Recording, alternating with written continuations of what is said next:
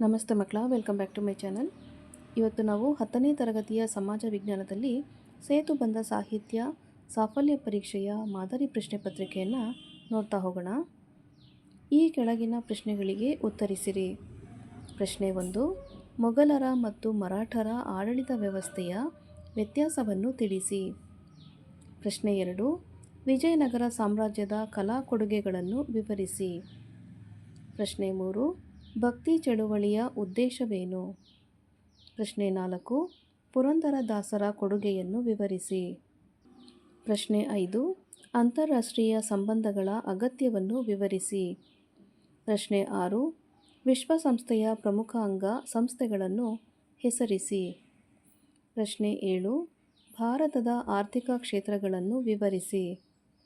ಪ್ರಶ್ನೆ 8, ಸೇವಾ ಕ್ಷೇತ್ರದ ಮಹತ್ವವನ್ನು ತಿಳಿಸಿ.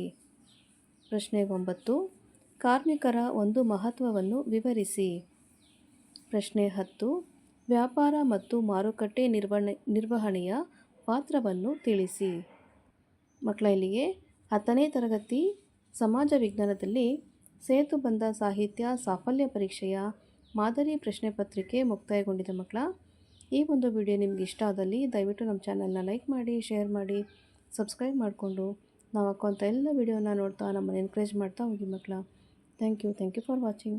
ಬಾಯ್ ಬಾಯ್.